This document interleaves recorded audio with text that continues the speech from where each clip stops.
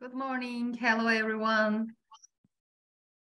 Good morning, Professor. I can see your faces, but maybe I can't hear your voices if you are here.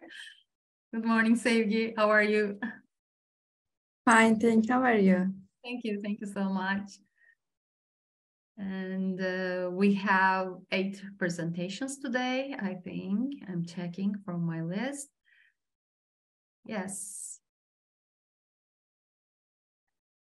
Everyone is here, I think. And we will start with Ali Akbaba. Yes.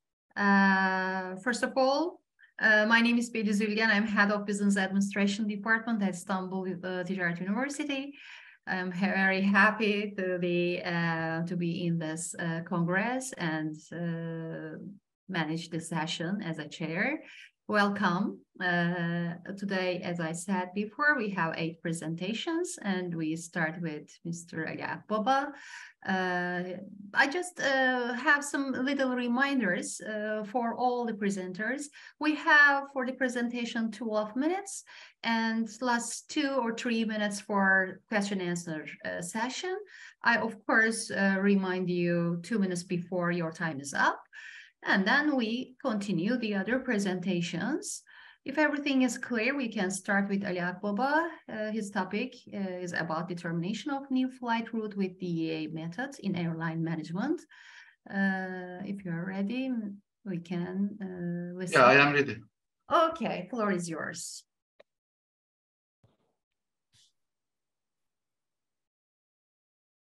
I am Ali Akbaba from Turkish Airlines. I graduated from Doctoral Department of Gelişim University. I will present today determination of new flight route with data envelope analysis method in airline operations. Firstly, some definition. Flight route, a flight departing from one point to and land to another point. DEA, data envelope analysis, ICAO, International Civil Aviation Organization, IATA, International Air Transportation Association, and factors affecting the flight route selection: 1, slot; 2, ease of obtaining permission; and 3, aircraft airport suitability; 4, flight time; 5, transit passenger demand forecast; 6, handling facilities for operational suitability. Aircraft sometimes have additional aircraft resources, and they want to use these resources to flight new routes, maybe sometimes the route which already flight. At this point, selecting the most profitable potential flight routes is crucial in optimizing resource utilization. DEA is one of the methods to measure efficiency. DEA is a method that measures relative performance efficiency among similar businesses, institutions, or organizations that produce multiple outputs with multiple inputs. I need demand forecast for DEA method, so demand forecast is important for my study. Significance of my study.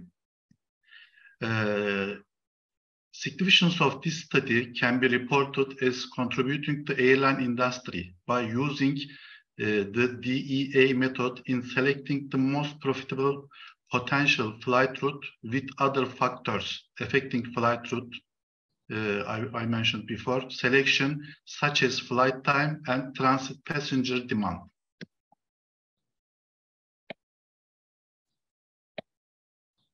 Assumption of this study. I assumed that a virtual airline with a narrow body aircraft sources want to flight any route. The second assumption, I didn't make any market research, and I take data as single airlines, and I assumed that this data as market research and demand forecast. The third assumption, two factors affecting flight route selection. There is many factors affecting flight route selection, but in study, I only evaluate two factors. My study, purpose of the research, the aim of my study's first phase, my study constitutes two phases. The first phase of my study is elimination of routes among the potential flight routes via DEA method based on the revenue and expense provided by demand forecasted, resulting from market analysis obtaining from one airline's data. The aim of second phase of my study is the determination of flight route to be scheduled among the effective ones with their DEA method in the first phase, with the evaluation of factors such as flight time and transit passenger numbers.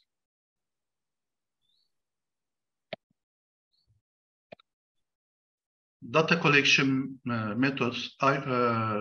Firstly, I determine the inputs and outputs for flight routes.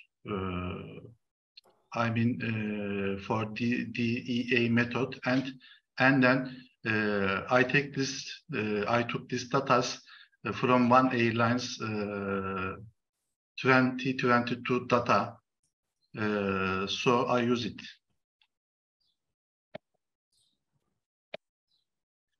Methods of the study. The study consists of two phases. The first phase consists of three stages. In this three stages, data envelope analysis method will be used to measure the relative efficiency of the potential flight routes. I measured in first stage the first leg of flights. Just a moment. The first leg of the flights, for example, Istanbul, Vienna flights, and in this second blank, the return flights, Vienna, Istanbul flights. And in the third stage, total of flights, for example, Istanbul, Vienna, Istanbul flights, data is measured by DEA method. Firstly, I forget to say that. Firstly, I determined the flight routes randomly.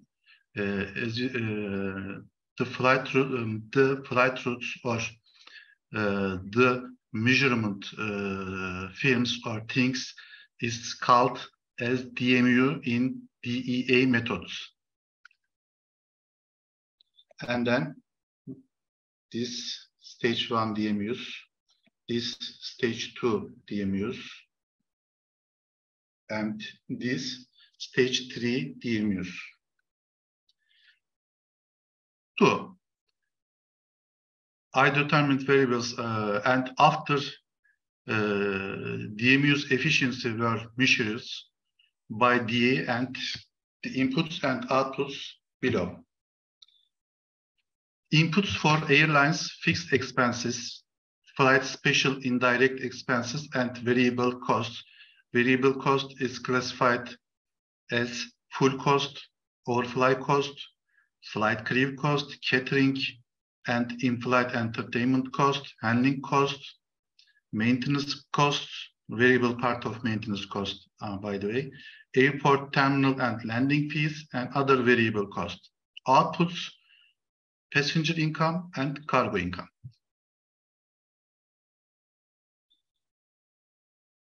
Three, I eliminate inefficient flight routes by DEA methods.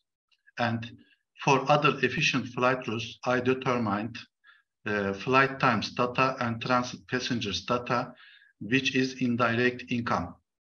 And after, finally, I choose the efficient one based on this data, flight times and transit passenger data.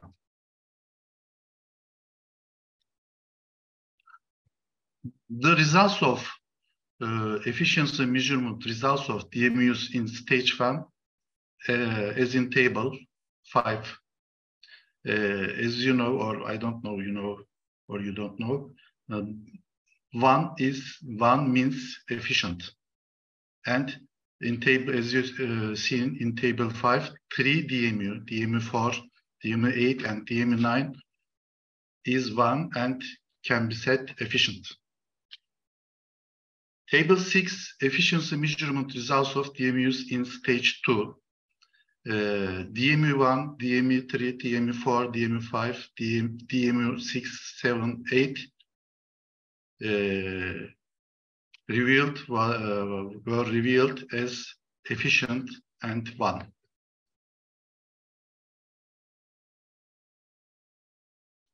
Table 7, efficiency bodies of flights according to the both flight legs, total data. And DMU1, DMU4, DMU6, 7, 8, 9 is resulted as efficient, and the result is 1. According to the results of DEA, I eliminated 4 DMU, DMU2, DMU3, and DMU5, DMU5 and DMU10 were eliminated by me because the result is insufficient.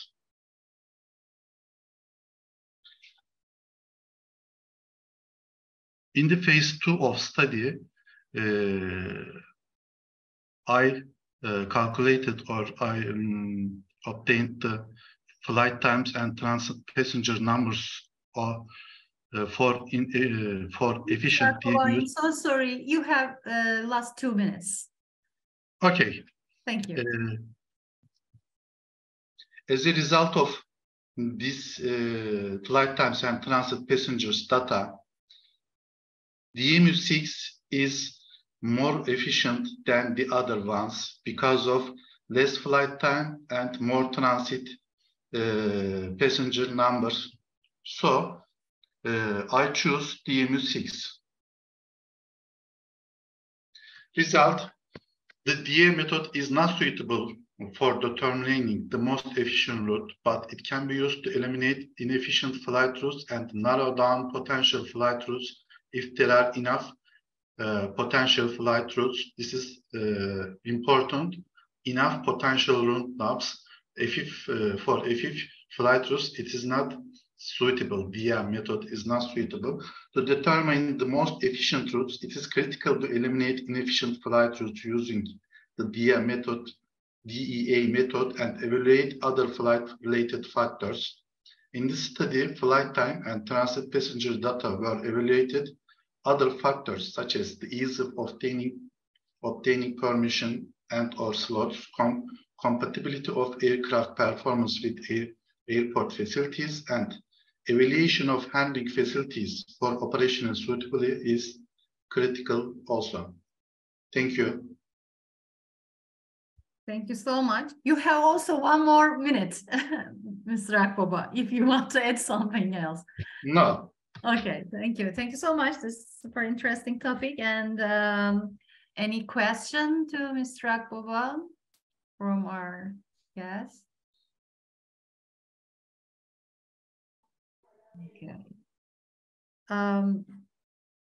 It's really interesting, and you use 2 factors, flight time and transit passenger demand factor, right? In 2 phases, yes. I use them. Yeah. And then I have 2 questions. One is, after this analysis, what you want to do and your future research expectations, you use, or you will add any new factors to make any new calculation, because just 2 factors right now. It is difficult to use them because it is not practical. I study, or the other researchers study theoretically, as you know. If if the other data can be valued in some numbers, it is possible, but theoretically it is not possible because of airlines can be know if the slot is easy or slot obtainable is easy or not, or if the permission is easy or not. Only airlines can be known these values in practically. Theoretically, it is impossible. Aircraft suitable for airport. It is also can be evaluated in very according to the very factors. So yeah, in theoretically it is impossible. So I didn't use these factors in my study. Okay, one of your aim is to find the most profitable flight or potential flight at the end of this analysis. And I wonder the other phase, when you catch the most profitable flight, then what you are doing, you make some benchmarking, you use where these data? Benchmarking is important for this, but I hadn't any data for benchmarking, and it is difficult to obtain the data. But in future research, it can be. Yes, because to realize this academic research, to turn it practical life, it is very important to use this data. Okay, we find the most profitable, right? And then what we will do, the next step, it is important, I think. Yeah. Thank you so much, Thank you, for your contribution. If you have no question, dear guests, we can pass the another presentation. Okay, and check.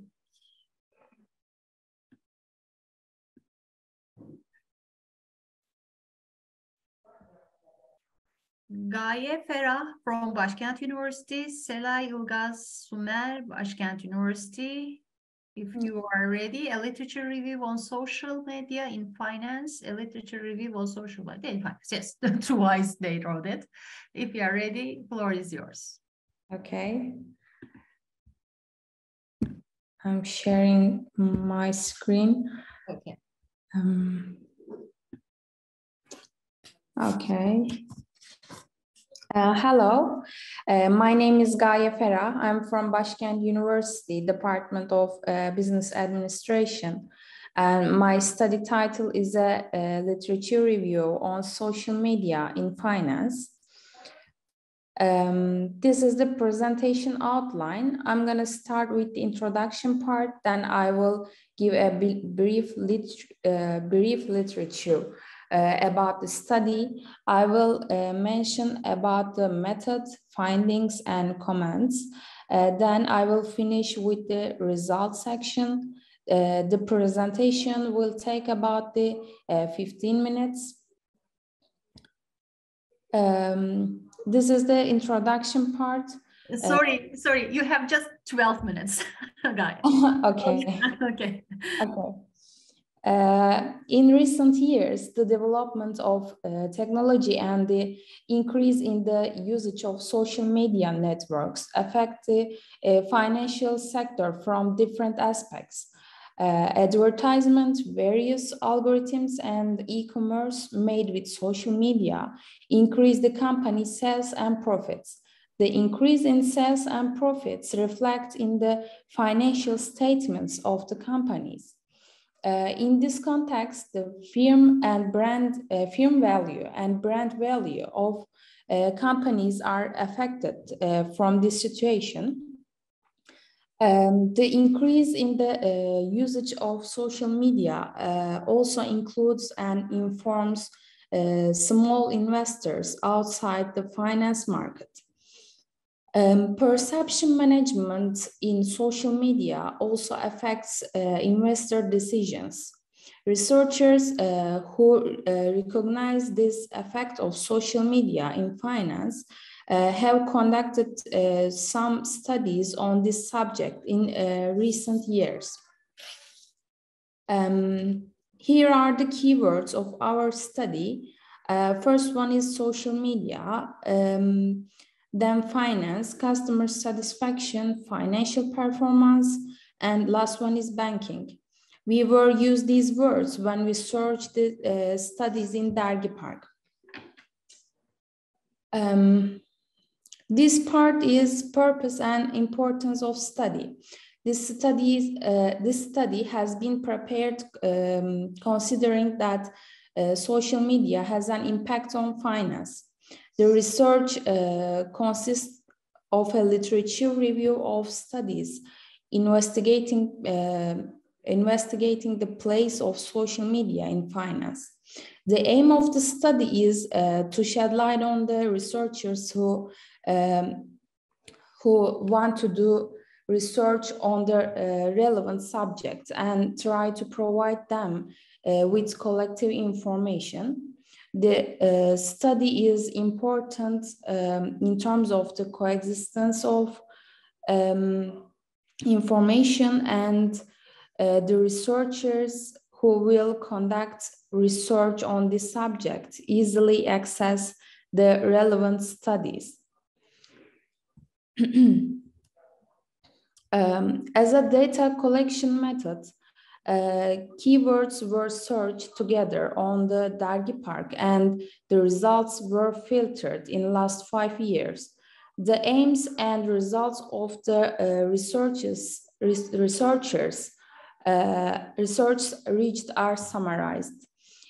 In which year the studies were published, name of the journal they were published, and number of authors were classified and tabulated.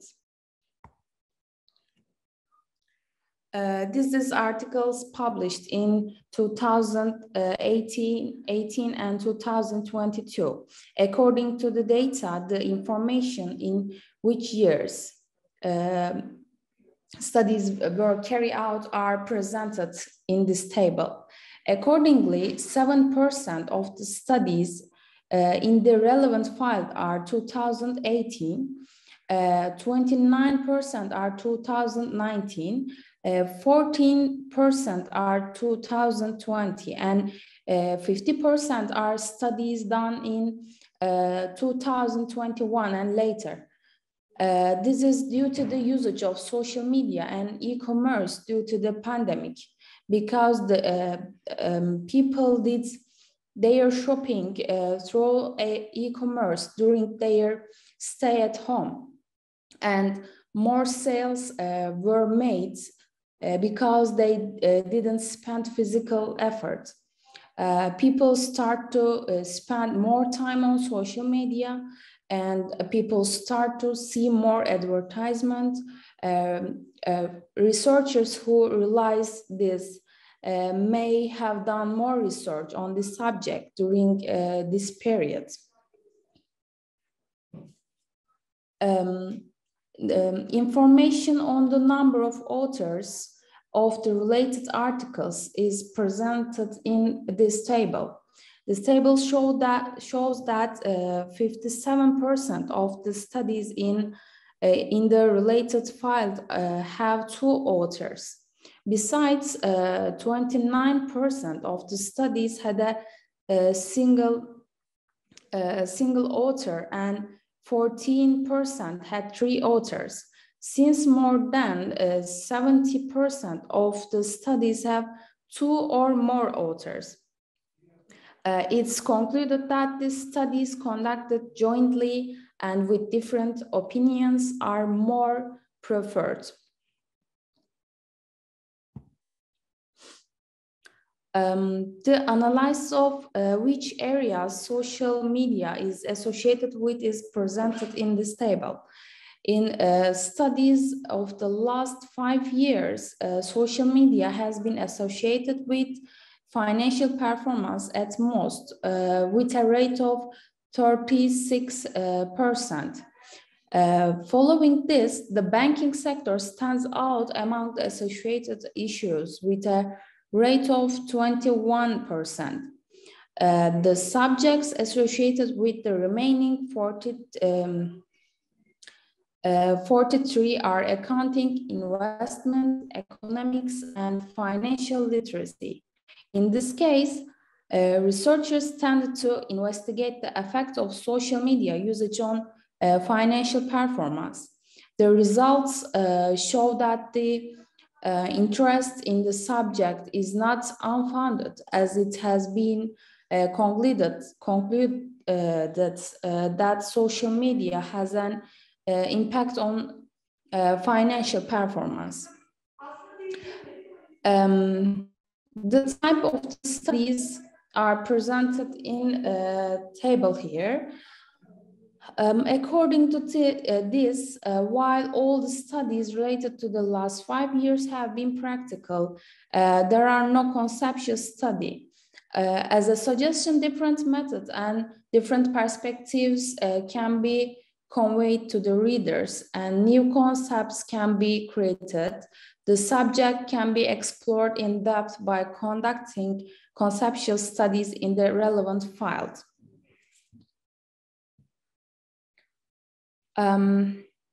This is the results section, and as a result, studies published in Dergi Park were analyzed in order to understand the effects of social media in the financial world and to assist future research. On the relevant platform, 14 studies on the subject have been examined.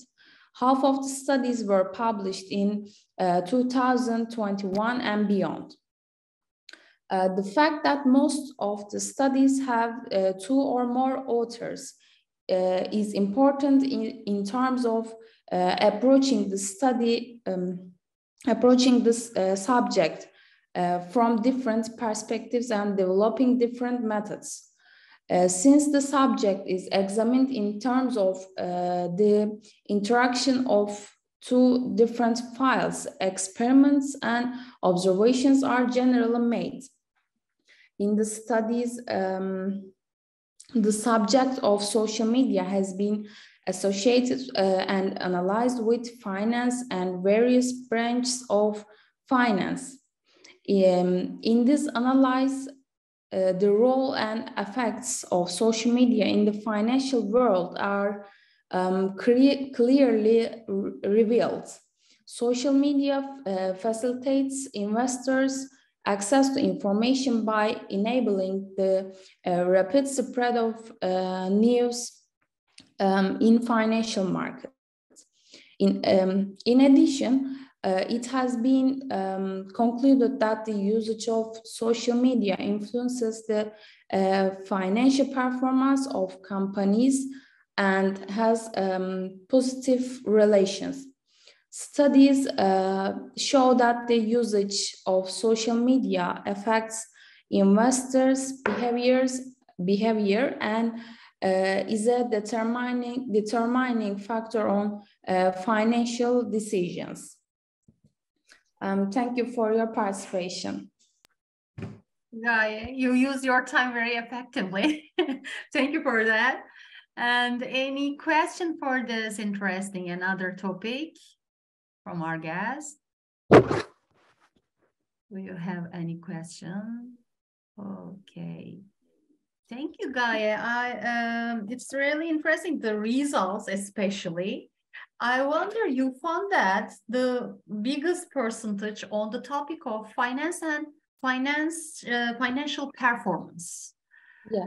How do you evaluate this result? Because I look at the investment ratio, it was very less.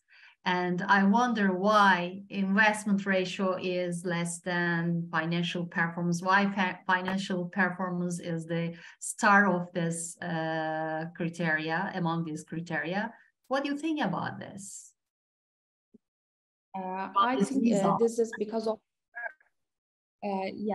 I think this is because of the pandemic, because the people stayed at home through the pandemic. So they use always social media, and they spend more time in the social media, and they see the advertisement, and they use the e-commerce. So this increase the companies' sales and profits, because the sales is increased, and when the sales increase, also profit is increased. And the researchers realize that this, and they research this issue, I think. Mm-hmm. What was your expectation when you start this research? What was your guess about the results? What do you think? I wonder that also. I think the situation will be similar with the results, or different? Because the technology is developing and everybody use the computer and social media, so the situation will be continue, I think. Mm-hmm, mm-hmm. And sales and profits of the companies, the increase, I think. So in the start of the research, you thought the same criteria, right? Mm-hmm. Okay. Thank you, Gaye. Thank you so much. And we can pass to another presentation. Cansel Nuray Aksoy, İstanbul Ticaret Üniversitesi, the impacts of central bank monetary policies on the financial performance of commercial banks. If you are ready, hazırım. Hemen paylaşıyorum hocam. Tamam.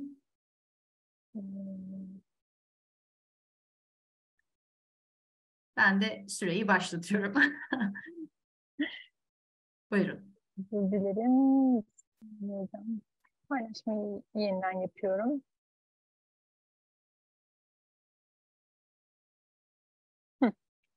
Merhabalar. Sesim geliyor herhalde. Ben de Ticaret Üniversitesi'nde doktoramı tamamlamıştım, bankacılık, ama aynı zamanda İş Bankası'nda çalışıyorum.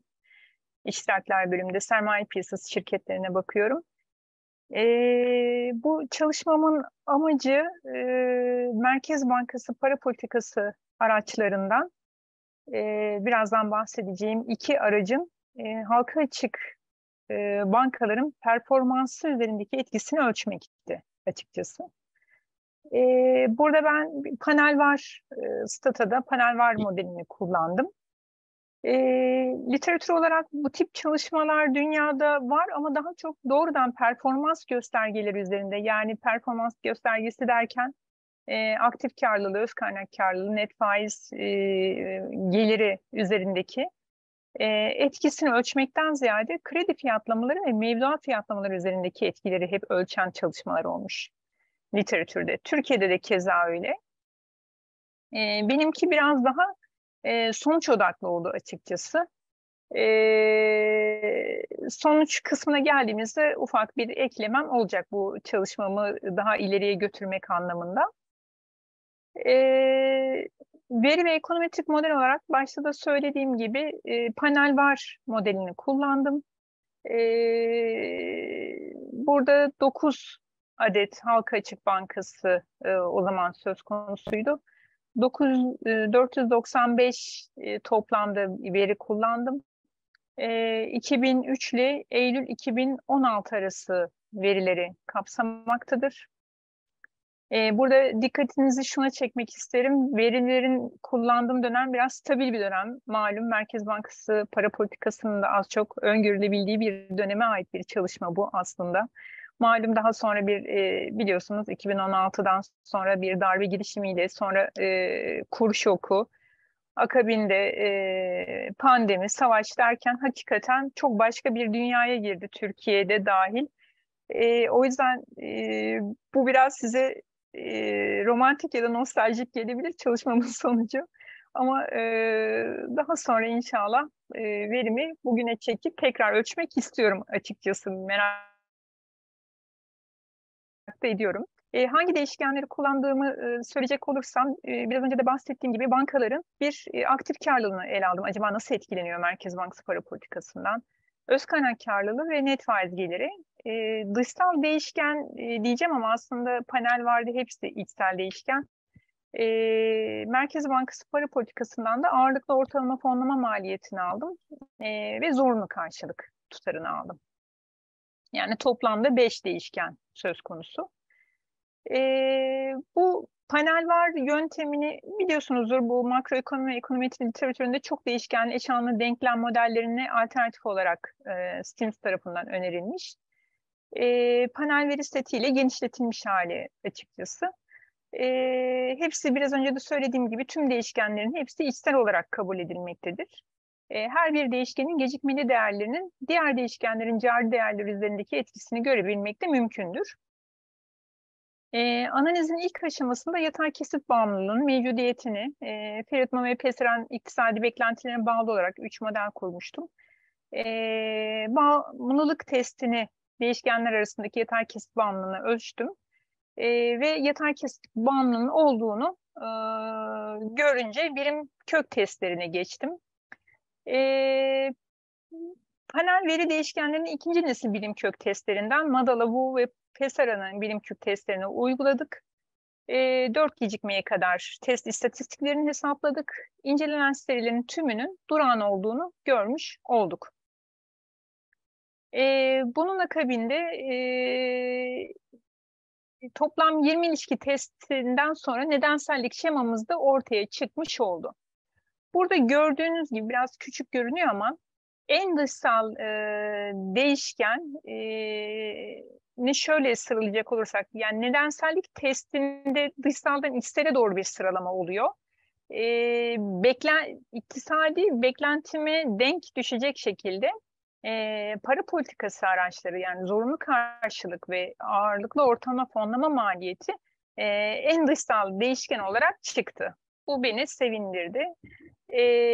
Akabinde diğer değişkenler, yani banka performans göstergeleri değişkenlerinde ise kesin bir karara varmak nedensellik testi aracılığıyla çok mümkün değil, ama yine de en sağlıklı sonucu veren dizilimi de şu şekilde belirledik. Zorunlu karşılık tutarı en dışsal, ağırlıklı fonlama maliyeti, aktif karlılığı, öz kaynak karlılığı ve net faiz geliri.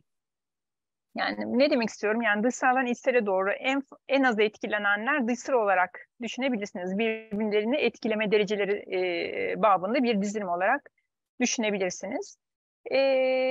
Verileri incelediğim dönem 2008 küresel mali krizi de içerdiği için ona da bir kukla değişken ekledik ve küresel mali krizin incelenen sistem üzerinde önemli bir etkisinin olduğunu da gördük.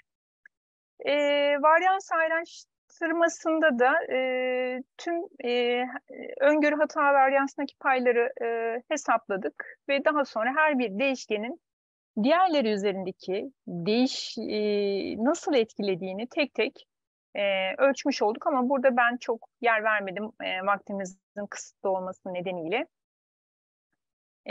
Burada ama şu sonuç çok önemli. Benim sonuç yazımı da açıkçası etkileyen, değiştiren bir sonuç çıkmış oldu. Çünkü ben açıkçası bu yola çıktığımda para politikasının çok daha büyük etkiler yarattığını bekliyordum bankaların karlılık göstergelerinde. Fakat gördüğünüz gibi etki tepki analizine baktığımızda her bir değişkene bir standart sapmalık şok verdiğimizde önce bir dalgalanmalar yaşanıyor, ama çok kısa bir süre sonra, burada 5 birim gibi diyelim, dönem sonra bankalar adapte olarak yeni duruma, dengeye ulaşıyorlar ve sönümleniyor.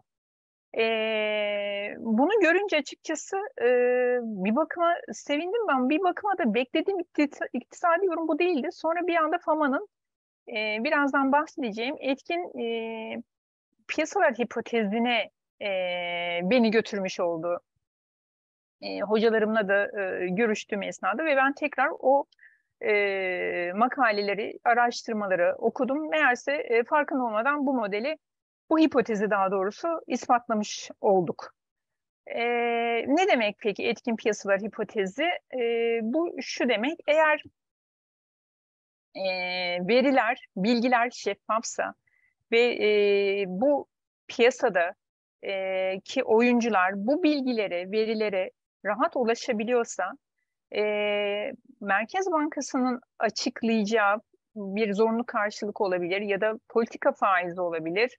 Ağırlıklı ortalama faiz oranını hazırlıyorlar kendilerini rasyonel yatırımcı olarak, her bir yatırımcı ve belli bir dalgalanmadan sonra hemen yeni duruma adapte olabiliyorlar.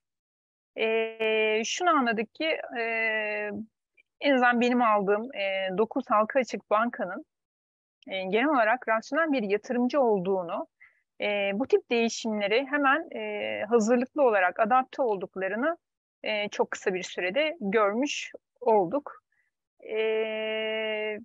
Peki benim sonucum bu. Bundan sonrası için derseniz dediğim gibi bu verileri güncellemek istiyorum. O zaman acaba gerçekten yine hızlıca adapte olmuşlar mı? Belki bu etki tepki analizleri bu kadar kısa dalgalanma bitmeyecek de biraz daha uzun sürüp daha sonra belki dengeye gelecek ya da hiç mi gelmeyecek? Açıkçası ben de merak ediyorum. Benim de anlatacaklarım bu kadar. Bilmiyorum süremi ne kadar verimli kullanabildim. Süre gayet etkin. Daha 2 dakikanız da var Cansel Hanım. Evet.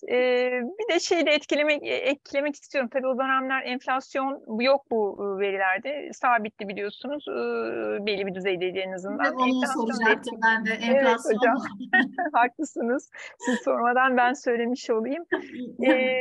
Onu da etkileyerek bankaların hakikaten etkisini görmek istiyorum. Bir de tabii burada şöyle bir şey de ayrıca not düşmek isterim.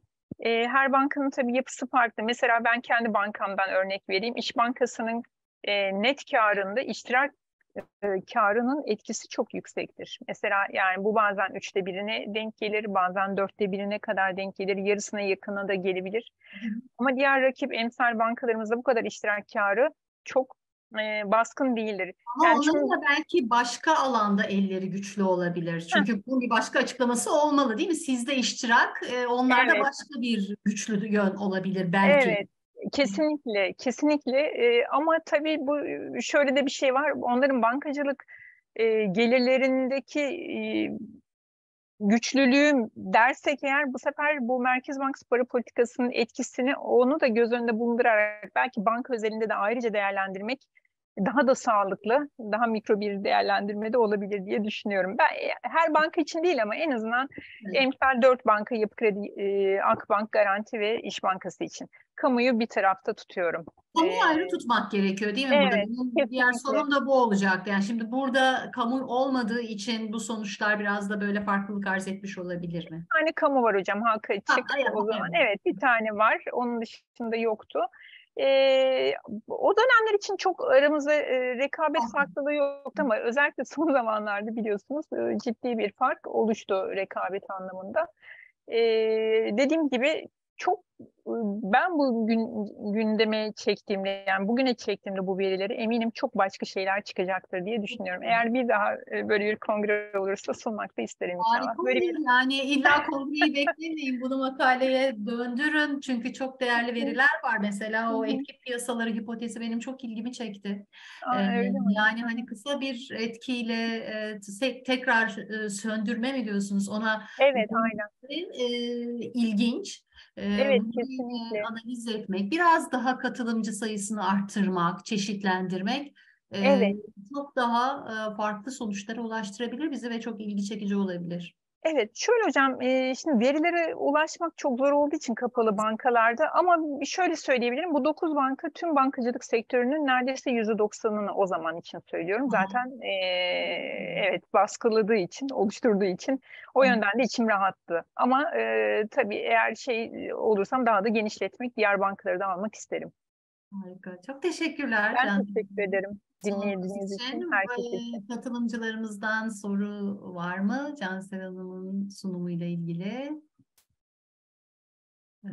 Sanırım yok. Teşekkür ederiz tekrar. O zaman bir sonraki sunumumuza geçebiliriz.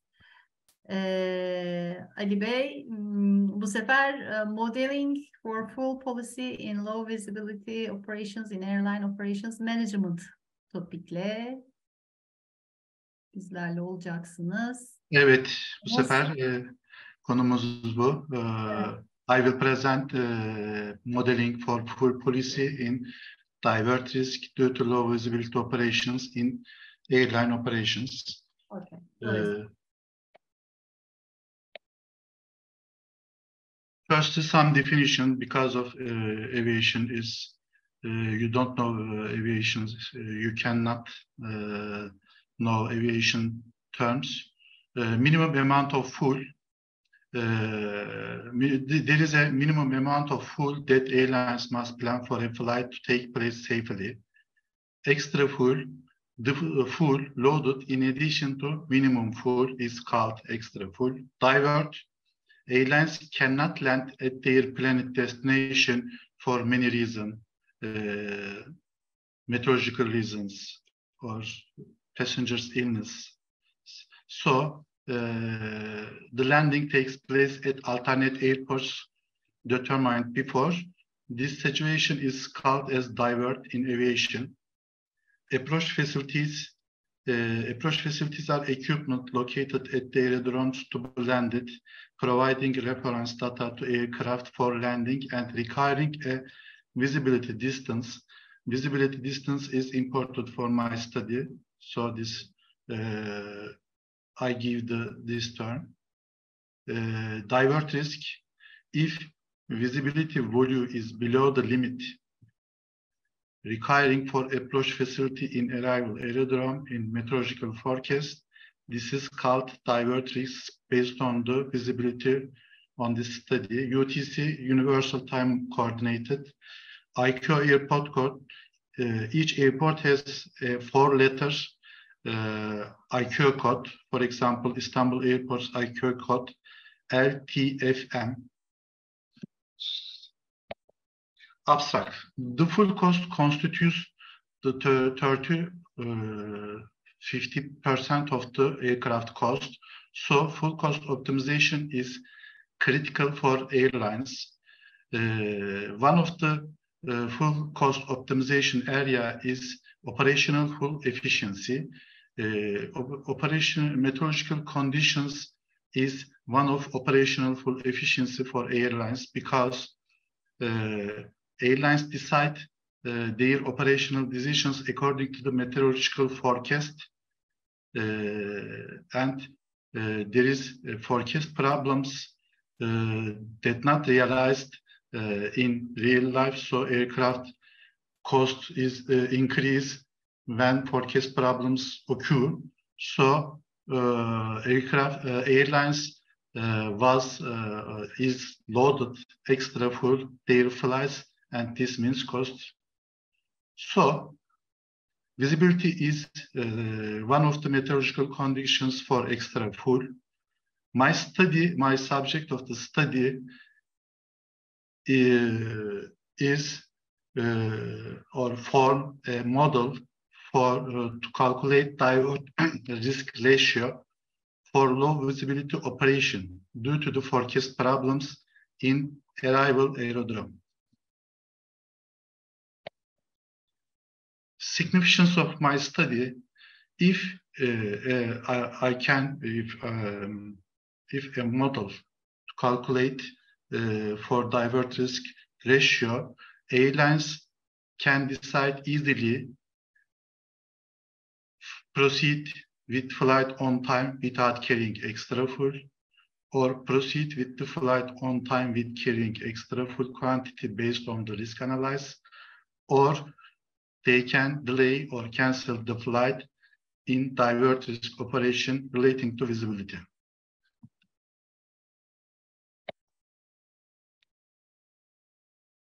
Assumption of study: it is assumed that there is an approach facility that requires 6 meters of horizontal visibility and 200 feet of vertical visibility for landing aerodrome. I used Bishkek aerodrome for landing aerodrome.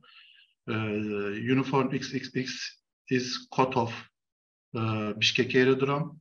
The model to be used in the study, but the model to be used in the study can be also modified according to the visibility distance required for other approach. In second assumption, in this study, firstly, a flight was simulated by me, and it is assumed that the flight is carried out 365 days a year. It is aimed to make a full policy decision in the current year by evaluating the past meteorological data for 2020 and 2021 relating to this flight. I obtained the data from Spanish meteorological website Ogimet for 2022 and 2021. I mean forecast meteorological reports.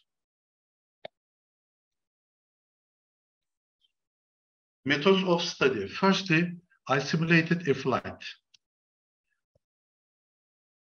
2, according to this flight arrival time, I obtained forecast meteorological reports data below from Ogimet website belonging to 2020 and 2021. The data I obtained below, the number of reports with diverse risk forecast and called A in the study. The number of forecasts realized was called B in study. The number of flights that will not divert with 30 minutes extra fuel was called C at study. The number of flights that will not divert with 60 minutes extra fuel was called D. 3. After that, I calculated below the divert risk ratio. Divert risk ratio without extra fuel, B divided A. Divert risk ratio with 30 minutes extra fuel, B plus C divided A. Divert risk ratio with 60 minutes extra fuel, B plus D divided A. I used average data of 2020 and 2021 in this study, by the way. 4. After the months in which more frequently low visibility occurs in meteorological reports are determined. 5. According to the simulated flight arrival time, I obtained forecast meteorological reports for the months in which more frequently low visibility occur from Ogimet website belonging to 2020 and 2021. Again, the number of reports with diverse risk forecast for this month and was called D. The number of the forecast realized for this month was called E, and the number of flights that will not divert with 30 minutes extra fuel for this month was called F, and the number of flights that will not divert with 60 minutes extra fuel for this month was called G. After that, I calculated below divert risk ratio for the months in which more frequently low visibility occurs. Divert risk ratio without extra fuel, E divided D. Divert risk ratio with 30 minutes extra fuel, E plus F divided D. Divert risk ratio with 60 minutes extra fuel, E plus G divided A. This is the simulated flight by me from Istanbul to Bishkek. Departure time 20 UTC, arrival time 0100. This arrival time is important because the meteorological data was evaluated according to this time. Forecast meteorological data was evaluated according to this time.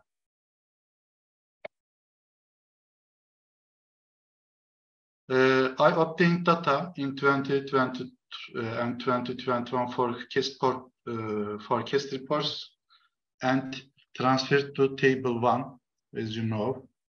At the bottom of the table, the average data was given, and I used in this study this data.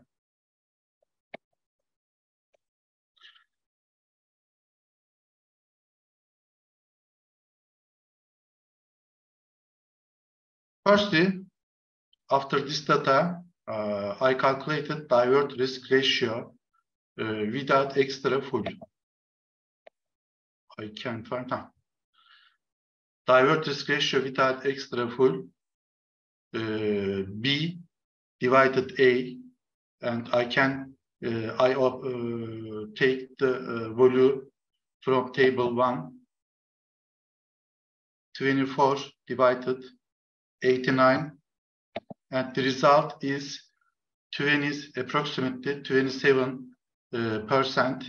It means that the flights with a risk of diversion due to low visibility forecast had an approximately 27% of diverting, according to past meteorological data, if they were executed on time. The other ratio is divert risk ratio with 30 minutes extra full. This result is approximately 16%. The other ratio is divert risk ratio with 60 minutes extra full. Approximately it is 14%. After calculated this value and the second phase, I calculated the just a moment. I calculated, firstly, I analyzed the months in which more frequently low visibility occurs in meteorological reports from websites, and I determined that January, February, December months in 22 and 2021 forecast reports was seen more frequently low visibility. So I obtained the data and transferred to table 2. After obtaining the data, I calculated the ratio. Firstly, for this month's divert risk ratio without extra full, 35%. Divert risk ratio with 30 minutes extra full, 20%. And divert risk ratio with 60 minutes extra full is approximately 17%. This means the study formed a model using consistency of meteorological report, low visibility period for divert risk ratio with extra full, and the months in which more frequently low visibility occurs in meteorological reports.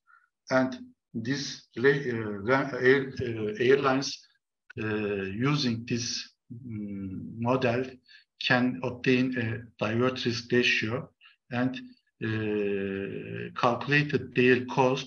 They can decide if they can decide, just a moment, they can decide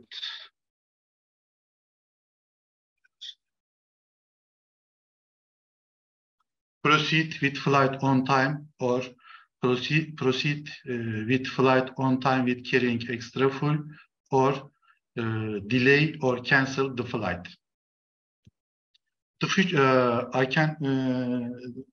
The future research, it can be done. It can be consist the costs in the study, and other future study can be used the machine learning for determining the divert risk ratio. Thank you. Thank you, Mr. Akbaba. It was also another interesting topic. I was thinking to ask, is there any other factors influence this divert risk ratio? And you added just now. Yes, machine learning, maybe it's important, and the cost also affect the results. So it depends on the main factors are meteorological factors, right? Yeah, in operation, main factor is meteorological factor, and there is a problem relating to meteorological forecast in airline sector for some airports. there is a lot of studying the methodological forecast problems. So I can decide for this subject the methodological because of methodological forecast problem studies. Yes. This is the primary factors that affect. Yeah, in operation in methodological primary factor is forecast problem. Yes, and we have no optimum ratio, right, about the divert risk ratio, let's say lower than 25%. We cannot say that. Yeah, it can be calculated by using cost. In future studies, but in this study only I give the divert risk ratio for airlines to use calculating cost, and after that they can decide using the cost. Thank you so much. Do you have any question, dear guest, to Mr. Akbaba about his presentation? Okay, thank you, Mr. Akbaba, for your presentation. Thank you. We can continue with another presentation. Digital era for universities, soon or far. Ali Eşkinat from Işık University, Suat Teker from Işık University. Welcome. Hello, welcome. Hello. Thank you.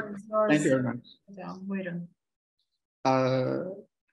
Ekran paylaşımı için bana şey verebiliyor musunuz hocam? Tabii ki.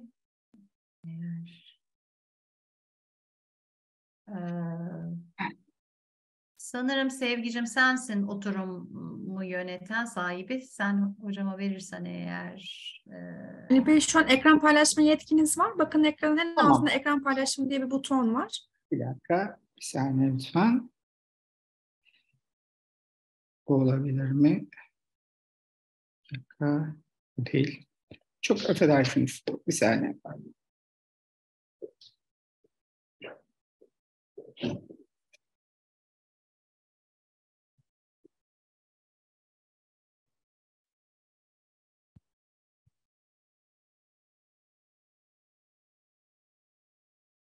Tamam.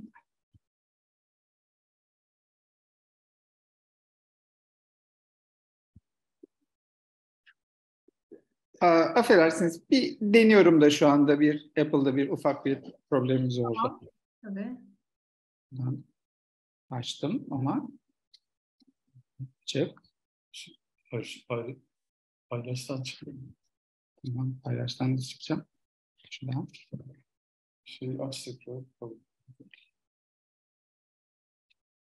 Tekrar izleme geç.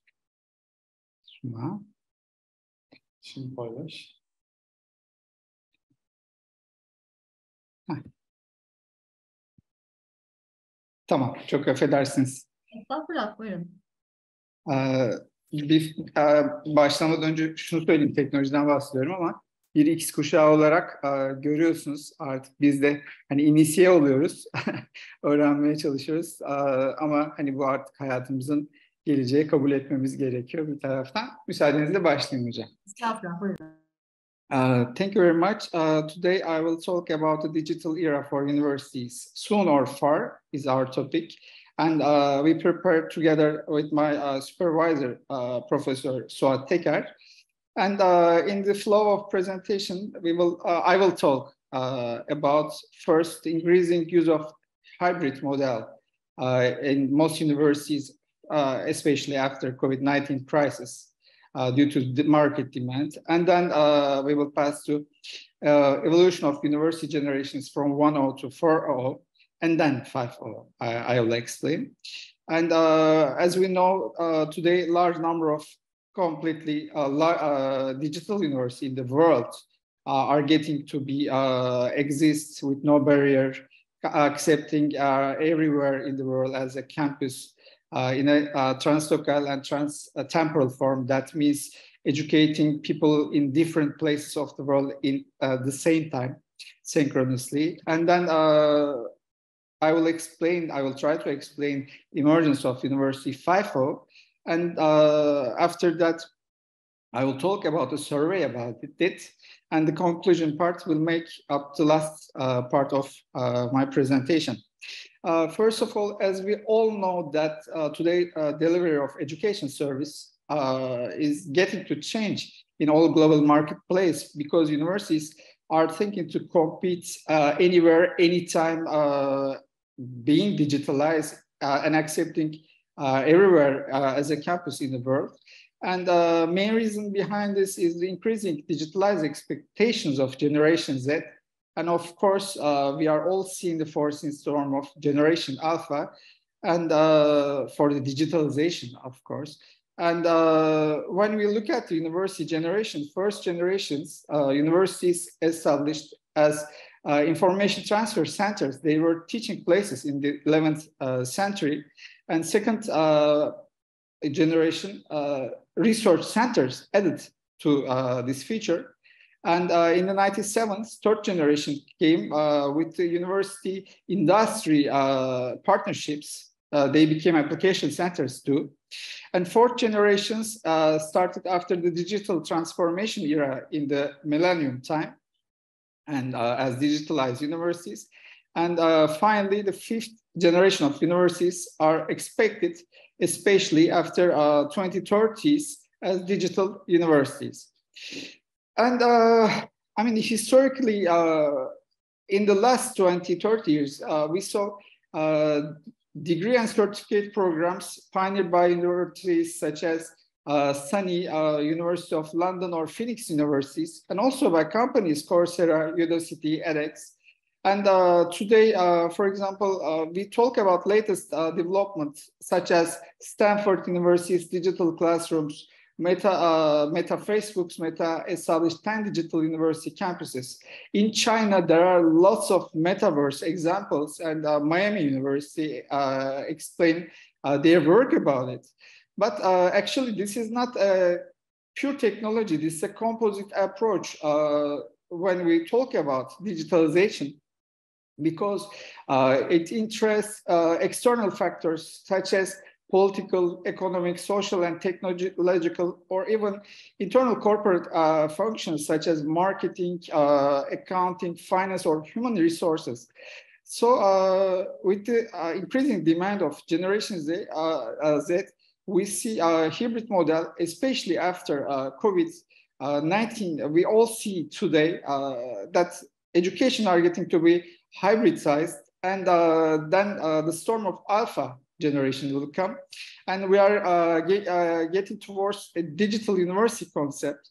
And we all know that COVID-19 was a facilitator, but from University 1.0 to University 5.0, every time content and academic staff are sine qua non rulers of university concept.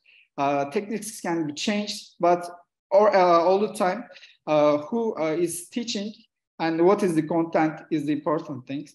So after the 2020s, we see the expectation and values our students are getting to change, are changing even, and universities have to rethink the future of the innovation age.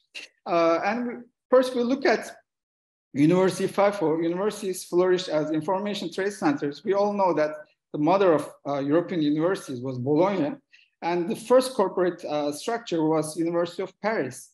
And they were medieval instructions coming from Roman Church. They were medieval universities, especially training professionals.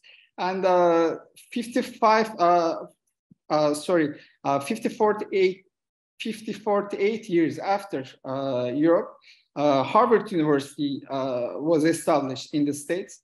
And then Yale University and University of Pennsylvania followed that. But higher education in the medieval times, let's say they were the old practices of Greek and Arab learnings, such as trivium of grammar, logic, and rhetoric, or quadrium of arithmetic and geography, astronomy. And in the 19th century, of course, with industrial revolutions, in Germany, Humboldt model was started in Prussia, especially. And this is the basis of today's contemporary university model. where arts and science with research started comprehensive general learning and cultural knowledge, and adaptation of German principles in American universities such as University of Virginia, Johns Hopkins, started valuable research breakdowns in the 20th century, and impact of German model was very successful in Europe, and they competed with the Napoleonic Grande École of the French system. And in this system, students were raised to address difficult problems, to solve different programs, and they lead to major scientific breakdowns with, of course, economic returns. And then they became very popular in the United States, and they became very popular in the economic growth in the nationwide. And in the 21st century, research universities in the knowledge-based economy were accepted as the modern university systems institutions. And the third model came in the 1970s with industry relations, because after the First and Second World War, universities were globally accepted the main places of the social science, humanities, and technologies to train people after seeing people's importance in those wars. And they were expanded in Europe, North America, China, Russia, Australasia, Latin America, and anywhere in the world.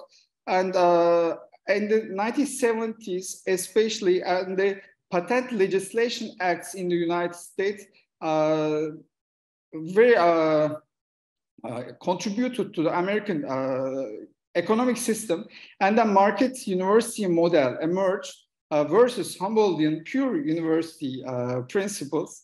And then significant contribution of the last 2 minutes you have. Okay, university, they have very significant contributions. And all we know University 4.0 system, and University 4.0 in the digitalized world, we all see the universities were digitalized. Virtual reality, augmented reality, blockchain, metaverse, Web3, they were all contributions. I'm going fast then, and in the fifth model, what is the main purpose of the university education in the 21st century? And they're all getting to be digitalized and getting to be a digital model we will have. And I all explain from virtual reality to metaverse. And then we have a different example of mixed reality. And in 1 minute, I will explain this. We had a survey about digital university, and we got 36 people established by undergraduate students, formal undergraduate students, academics, and employers and managers. And between the dates 19 and 25th January of this year, in 4 dimensions we apply it. We got 4 different hypotheses. I will explain them. And here you see the figures. And we got participants from 48 cities from different education levels and from different education sectors even. And classically, we applied reliability tests, normality tests on that. In the first hypothesis, directly you can see that there is a significant difference between the here in the male and female participants in favor of female. There's a difference among gender groups regarding general education importance. Our second hypothesis, there is a difference among education groups regarding digital education importance, that there is a significant difference. We see secondary school graduates, they are giving less attention to this. And third hypothesis, there's a difference among social study groups regarding digital education importance.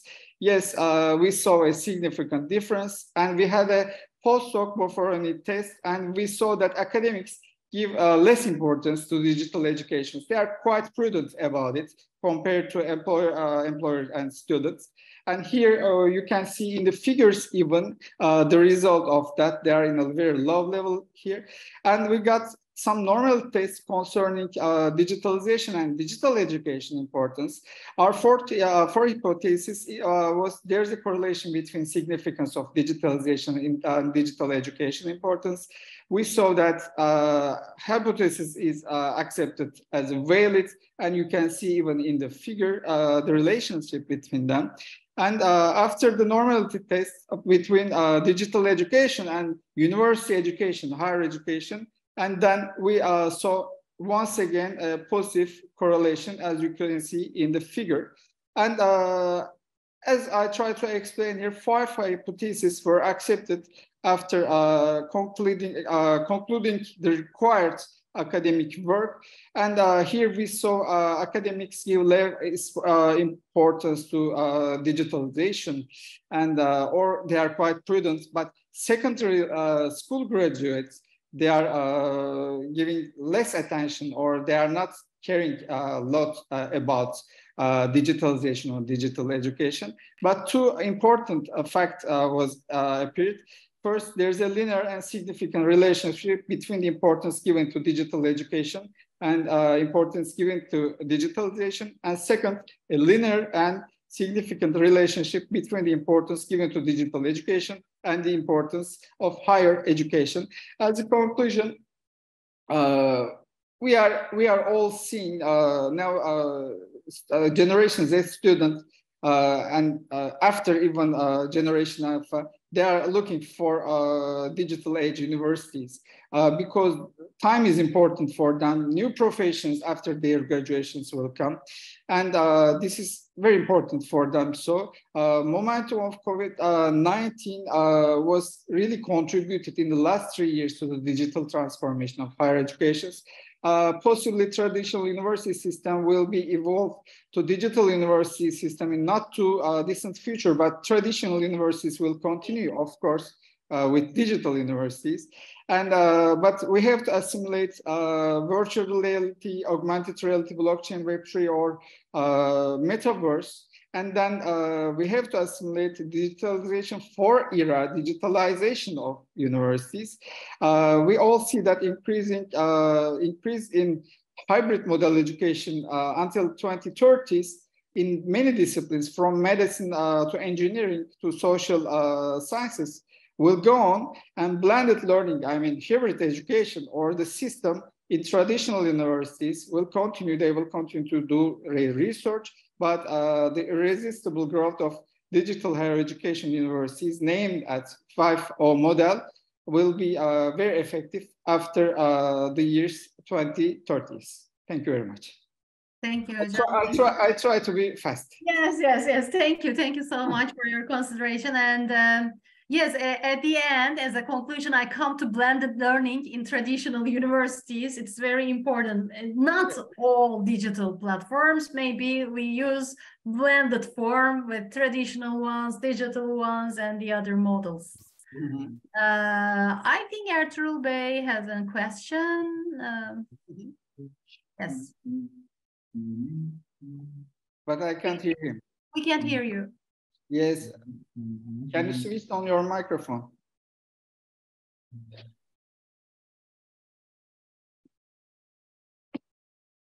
No. Maybe you can write from chat, Ertuğrul Bey. I can read. Can you read? I can do. I'm not that systematic.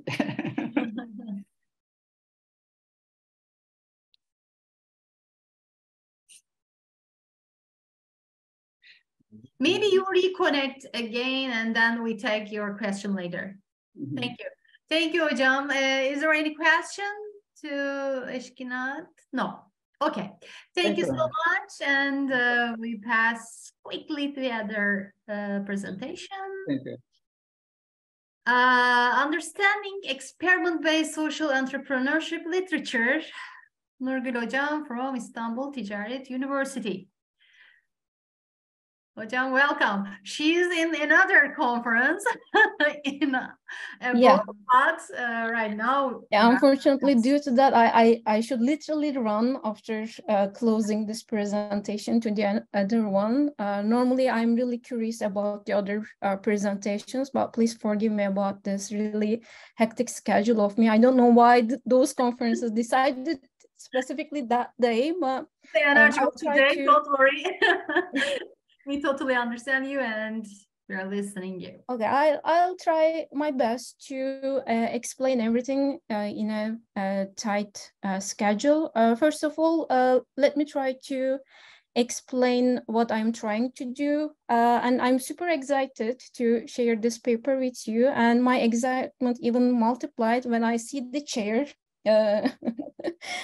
Okay, my paper is Understanding Experiment-Based Social Entrepreneurship Literature. And as I understood from the presenters, I guess like the presenters are coming from really diverse backgrounds. Due to that, maybe you may not be familiar with what is social entrepreneurship, but don't worry, I'll at least try to explain what is social entrepreneurship and what I'm trying to do. But since we are all researchers in different areas, I guess we are all familiar that whenever we are interested in a topic, the first thing that we are trying to do is reviewing the literature. And especially systematic review papers are really helping us to understand what is already known, what are some gaps, what are some future paths that we can follow. And due to that, I decided to do this research because like there are many papers about social entrepreneurship, but when we look at the methodologies, like we have been observing only few of them, like repetitively used. And experiment is not one of them that is highly used, and there's a huge potential in there. In my opinion, in near future, we are going to see the numbers are going to increase experimental design research in social entrepreneurship. Okay, after this brief explanation, I'll try to, just a second, please. Yeah, explain the paper. In recent years, there's a significant expansion in the field of social entrepreneurship as more and more researchers try to understand the complexities of the phenomenon. Like there's a growing demand for rigorous methodologies. As I mentioned earlier, only few methodologies are repetitively used.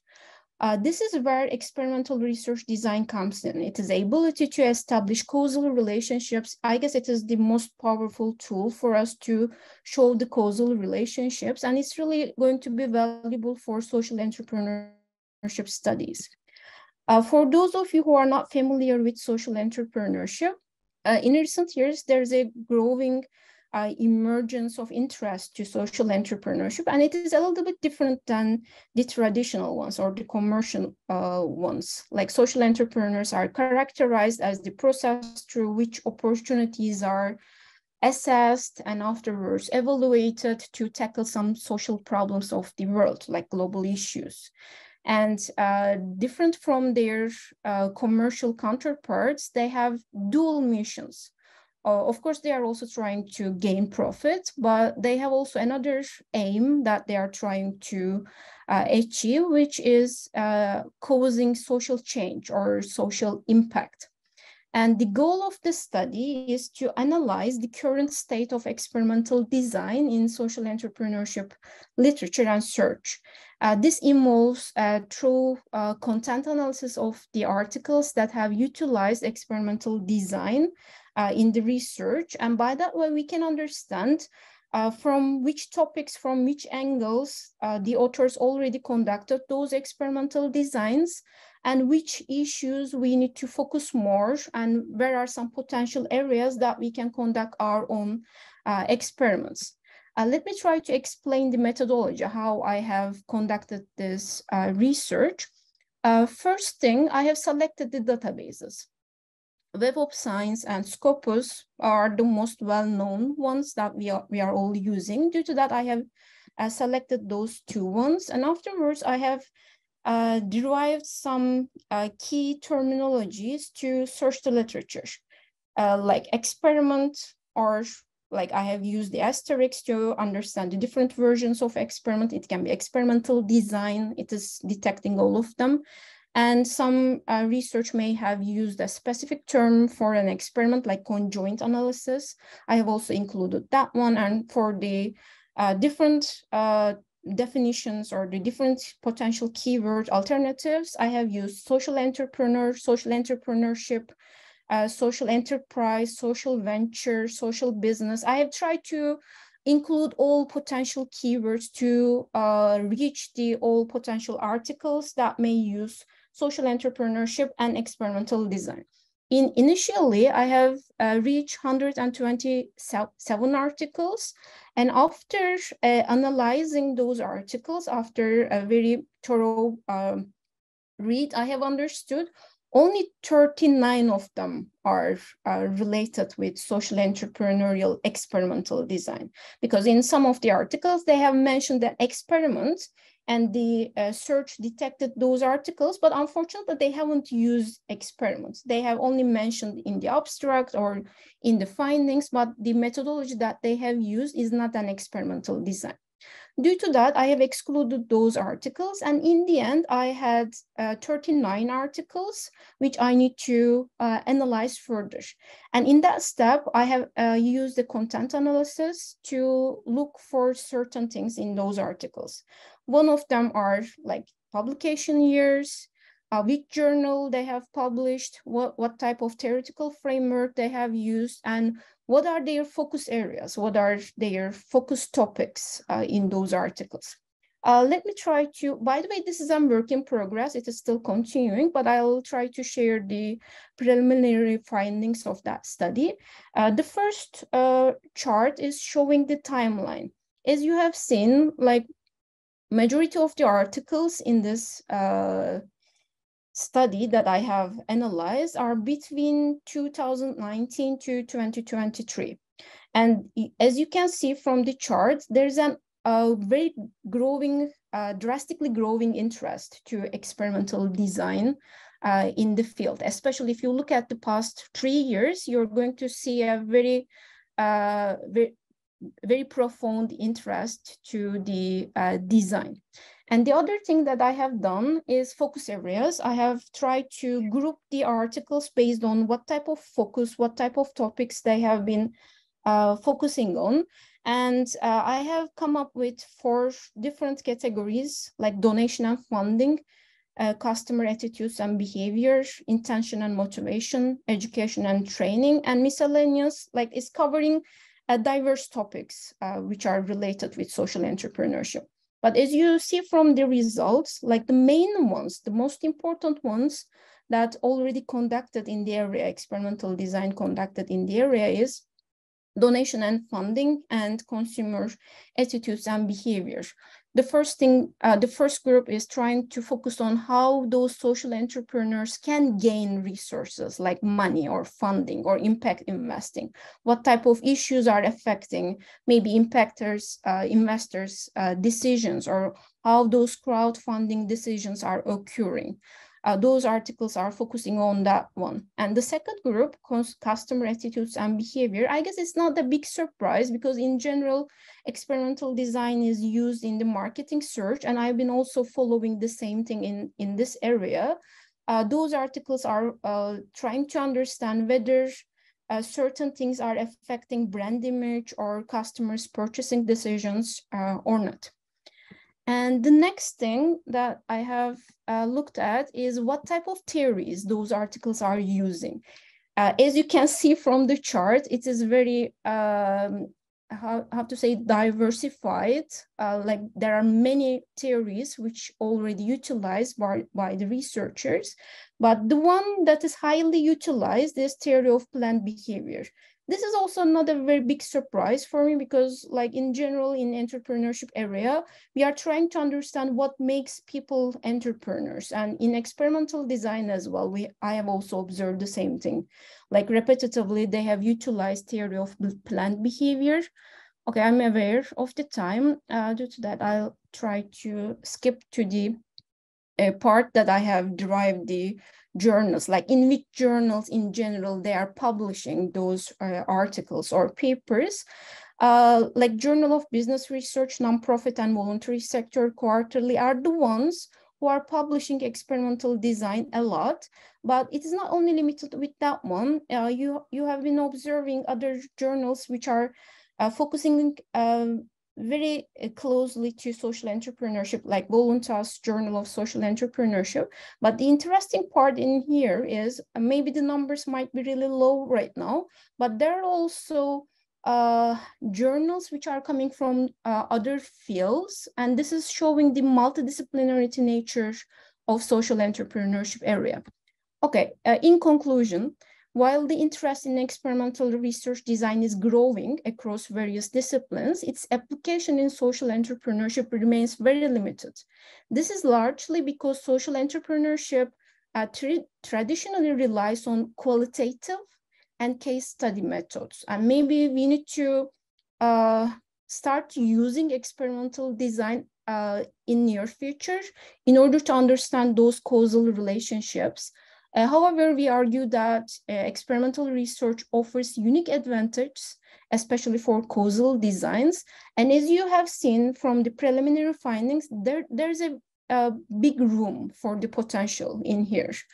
In my opinion, researchers who are interested in social entrepreneurship, like there are huge gaps in the literature, which you can conduct your own experimental design, because there is a significant potential for expanding the use of experimental research in the field.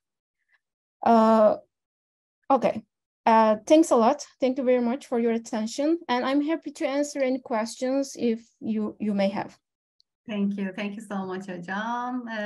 Is there any question for this interesting topic, social entrepreneurship? Yeah. Yes. No question. Thank you so much, Hocam. I have I'm thinking to build a relationship between the experimental studies and social entrepreneurship. Why they match? Is there any specific reason for that? Because social entrepreneurship is so new topic or so compact topic. That's why it is very available to conduct experimental study. Do you have any thought about this, or can we build a bridge, or no, randomly it can be used in this kind of studies? Hocam, honestly, I've been observing a growing interest in experimental design in entrepreneurship, like not only social entrepreneurship, but in entrepreneurship as well. But obviously doing an experiment, conducting an experiment is not an easy job. Like you need to well organized, prepared everything in advance, and there are many factors, controls that you need to do. Like there are some manipulation issues, or like how are you going to do the experiment? Because like experimental design is not only one set. Like there are many different experimental designs.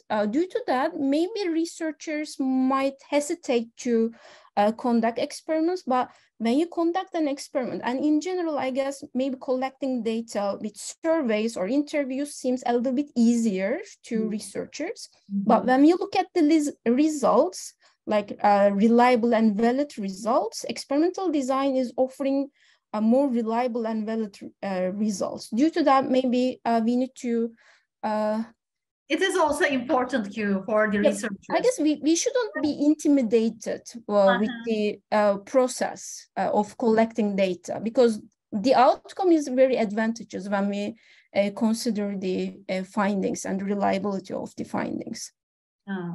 Yes, exactly. Thank you so much for Thanks a lot. Thanks a lot. And good luck for the other presentation. Yeah, I'm going to present another social entrepreneurship paper. I'm looking forward to your feedback. I'll let you know.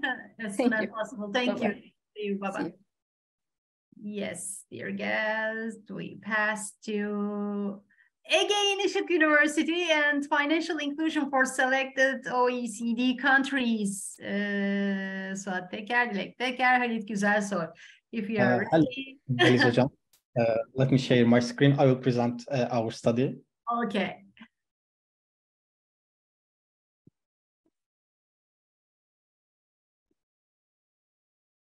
Let me read. Okay, I guess it is okay. You can see my screen. Yes, everything is clear. So hello everyone, and firstly thank you to giving us for this opportunity. I will present our study, namely financial inclusion for selected OECD countries. Sorry. This study intends to measure the level of financial inclusion and its effect on economic development. So we analyze three groups of selected OECD countries. Firstly, I will introduce some definition of financial inclusion in the literature. The previous literature about the empirical measurement of financial inclusion will be summarized. I will introduce our constructed financial inclusion index. Then I will show our results for the analysis. Let me pass this. I will just introduce the definition from World Bank. According to the World Bank, the financial inclusion means individuals and businesses have access to useful and affordable financial products and services in order to meet their needs, such as transactions, payments, saving, credit, and insurance, delivered in a responsible and sustainable way. So here, illustration for financial inclusion. Let me pass it because I have a short time. Here is some study in literature. Let me introduce some of them. Poloni, Silva, and others in 2021 conduct a study for a period of from 2004 to 2017 for 13 Latin American countries. They obtain data from World Bank and IMF financial access surveys.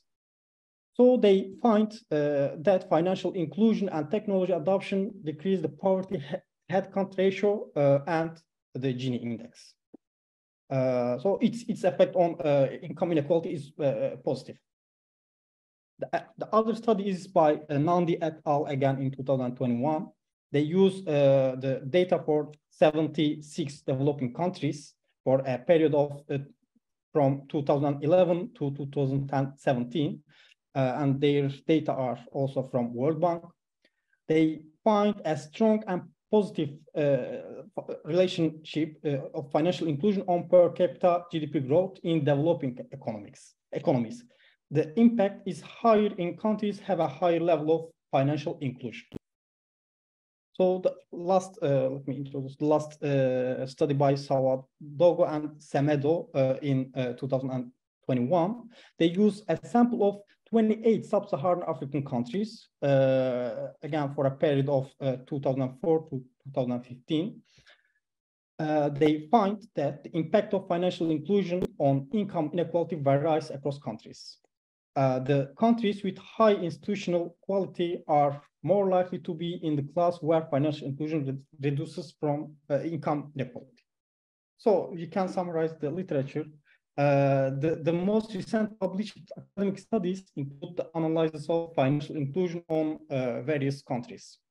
Almost all academic studies are employed data from World Bank and or IMF financial access surveys. The general findings of the literature may be summarized as a strong, positive relationship in between the level of financial inclusion and economic growth, and again, a strong positive relationship in between the level of financial inclusion and income inequality. So here is our data and data source. We construct a financial inclusion with 3 dimensions. The first one is availability, which is include a number of ATMs and credit. Others is accessibility and usage.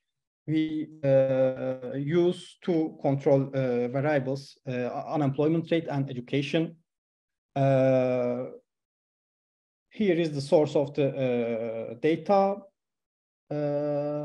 Gini index, we obtained the Gini index from standardized world income inequality database because the data in World Bank is not complete for all countries. And here is our countries. We identified 15 OECD countries based on data availability. we have divided these countries into 3 subgroups according to the size of their GDP per capita.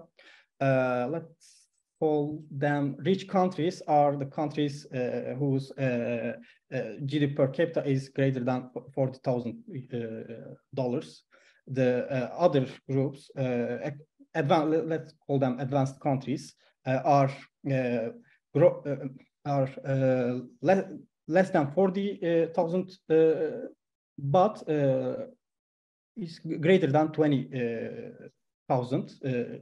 And the developing countries such as Turkey, Poland, Mexico are GDP per capita less than 20,000 American dollars. So our financial inclusion index is very simple. We sum the 3 dimensions of the financial inclusion and divide it by 3. Each dimensions are weighted equally, and all 3 dimensions, as I said, consist of 2 variables. So here is the visualization of data for groups. We can see there is some change in the variables for all group, and there's a fluctuation, a high fluctuation for unemployment and mutual funds in all group of countries. And we perform a Hausman test to decide which model to use in the analysis. So according to our Hausman test, we fail to reject the null hypothesis, which says that there is no difference in coefficient. The difference in coefficients are not systematic. So we can use both results, but we prefer to use random effect models. So here are the results for the first result for the GDP per capita as dependent variable. The card variable is significant and negative in all models except the model for group 3 with control variables. Here it is. Deposit variable is significant and positive for group 1 and group 2. Here. Mutual funds variable is significant and negative for group 1 and group 2. It's not what we expect. Only the coefficient on deposit variable is support our expectation that a change in proxies for financial inclusion is positively affect the economic development. So we run another model which we use Gini index as dependent variable. We found that the coefficient on deposit variable is statistically significant only for result for group 1. The effect of it on Gini is positive. The coefficient on population, urbanization, urban population is significant in model for group 1 and group 2, but the sign is positive for group 1 while it is negative for group 2. So we run some models with independent variable. We use financial inclusion index as independent variable and GDP per capita as dependent variables. The effect of financial inclusion index on GDP per capita is negative for all groups. It is statistically significant for group 1 and group 2. And again, this is not what we expect. The magnitude of the effect changes when we add control variables in the models. However, it doesn't change the significancy level of the coefficient.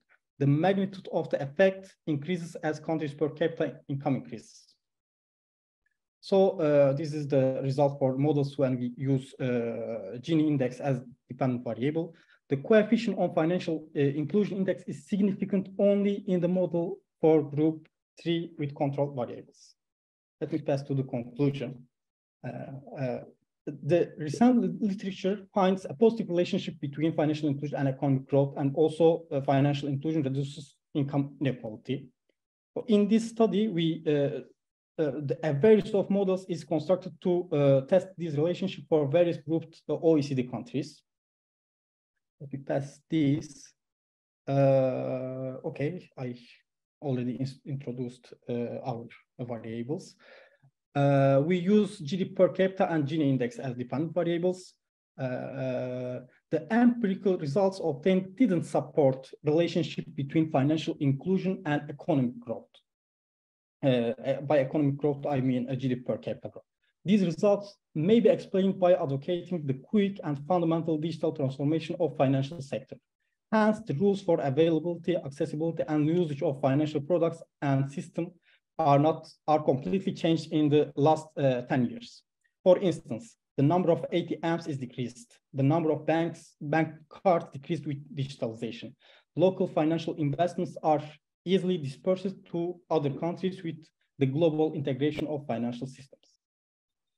On the other hand, the relationship between financial inclusion and income inequality is consistent with the literature only for group 3. These results may be explained by the increase in gap between rich developed and developing countries. Increase in financial inclusion still support the adjustments in income inequality in developing countries, but its effect is disappeared in developed countries in the last 12 years. So our final word, destructive digital transformation in the last 12 years in the financial sector has changed the traditional measurement of financial inclusion, such as the number of ATMs or the number of bank branch. New measurements are needed. The differences in availability, accessibility, and usage between rich developed countries and developing countries have widened in recent years. The saturation of financial inclusion in rich developed countries have mostly reached. Therefore, the negligible increases in financial inclusion in rich developed countries have no effect in increased GDP per capita and Gini index or income inequality. So thank you for listening to me. Thank you so much. Any question? Stop. Another interesting topic, dear guest. May I say something about analysis, please? Sure. Thank you. First, I want to introduce myself. I work as an assistant professor in Dumlupınar University in econometric departments. And may I ask some questions, please? Sure. Yeah, I want to make a few suggestions to make your paper further. Okay, it is. I will be very happy to see your comments. First, I need to know that. Did you test cross-sectional dependence before you used the panel data analysis? Because the cross-sectional dependence is very important issue when you try to investigate your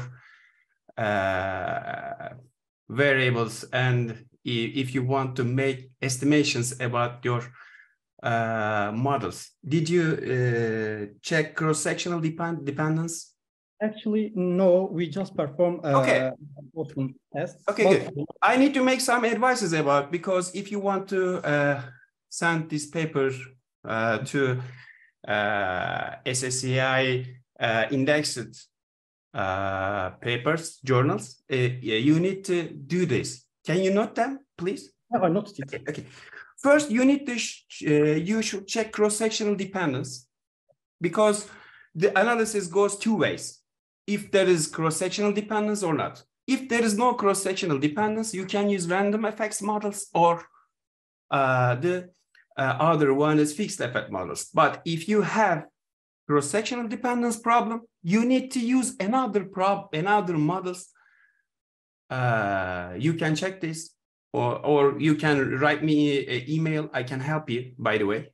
And then, if there is no cross-sectional dependence, you have to use. You have to test the stationarity in your variables, because you know that stationarity is very big problem in data. You have see spurious regression problems. Maybe there's no relationship between your data, but there's a stationarity problem. You can see fake results. Okay, you need to check the stationarity in your data. And if you want me to help you, I can do it. And you can write my name on Google. You can find my email addresses. I can help you to analyze it. I am very big fan of your YouTube channel. Oh, really? Good. All your videos and to learn our studio. And I have a YouTube channel on this. Yeah, you know that. Good, good. I'm happy to hear that. This is only advices. Please do not misunderstand me. I want to help you. But the way of the analysis begins with cross-sectional dependence on panel data. Do not forget that, okay? The second way is stationarity problem, and then the perfect model. It goes in three steps. But you have, I think, didn't do that on your model. I saw that, and I wanted to warn you about it. Okay. Thank you very much for your suggestion. Thank you. Thank you. Thank you. Thank you so much. Thank you. So if you have another question, we can continue, or we can pass the last one. No question, no answer. Thank you, Halit Hocam. Thank you so much. And we continue traveling with pets or not. Super interesting topic. Burcu Selin Yılmaz from 9 Eylül University. Hello, everyone. I try to explain this topic. I try to give some details. If I can be successful, I will share my screen. Okay.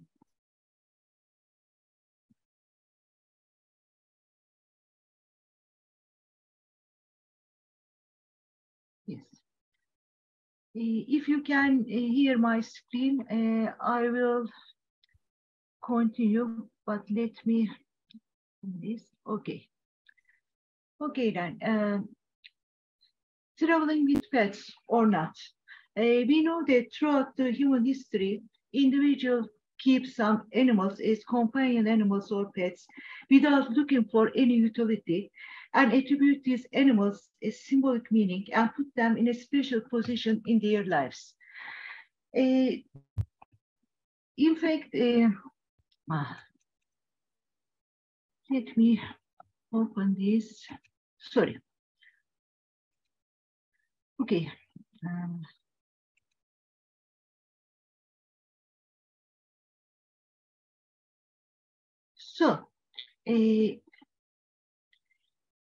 Companion animals or pets are regarded as family members by a great percentage of owners. And individuals' relationship with their pets could be appraised based on improved versions of attachment theory, which is used to measure attachment between individuals. The amount of time and money allocated for pets is determined by pet roles in family structures and the strength of the bond and attachment between pet and their owners or pet parents.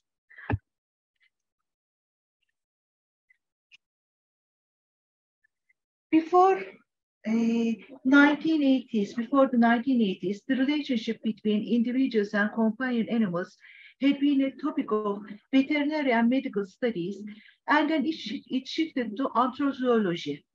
But recently, the increasing amount of money spent on pets by owners and the role of companion animals in individuals' lives had drawn the attention of researchers from other fields to this topic. Especially in the field of tourism, traveling with pets has become an important topic of notice. And in modern societies, we know that leisure becomes more important and valuable for individuals, and an increasing number of individuals own pets and attach to them. So this creates a dilemma for pet owners while making plans for leisure activities. The main question for pet owners is whether they take their companion animals with them when they participate in leisure activities or travel. Adding pets to travel plans has been a most overlooked area in leisure and tourism research. And tourism consumers make their travel decisions regarding many factors such as destination, accommodation, travel time and duration, travel mode, activities during holidays, and budget. However, for travelers, some limitations prevent them to make their travel decisions freely. For example, having a pet may affect travel decision and planning process deeply. In this sense, the purpose of this qualitative study is to explore Turkish pet owners' perceptions of travel with pets and the reasons behind their willingness or unwillingness to take their pets on leisure trips. The objectives of this study are to examine factors affecting pet owners' willingness to travel with pets, to understand their perceptions of traveling with their pets, and to explore reasons behind the unwillingness to have holidays with their pets, and to assess difficulties of making holiday plans as pet owners. This exploratory research was conducted in the form of semi-structured interviews with 52 pet owners in 3 big cities of Turkey, Istanbul, Ankara, and Izmir, during the summer and early fall of 2019. The duration of each interview ranged from 60 to 90 minutes. Participants of the study were selected according to the principles of criterion sampling and theory-guided sampling, which are purposeful sampling methods. And participants of the study were selected among individuals who were over 25 to make certain to include individuals make their living, who have been taking care of their pets for a sufficiently long period to exclude ones who newly adopted a pet and who have been participating in tourism activities. And interview questions were prepared after the review of relevant literature on pets, animal companionship, traveling with pets, leisure constraints and negotiation theory, and attachment theory. And conceptual analysis was employed to code the findings and identify emerging themes. And in this study, it was observed that the last 6 interviews provided no new ideas. Therefore, it was decided that data saturation was reached. All the interviews were recorded after getting a verbal consent of the participants. And here are the questions asked to the participants. In fact, the first part of the semi-structured interview includes questions that intend to encourage pet owners to talk about their pets. After talking about the main point of the research, participants were asked to tell about their pets. And the second part of the semi-structured interview questions include questions to understand how pet owners make their travel plans and the place of their pets in their travel plans.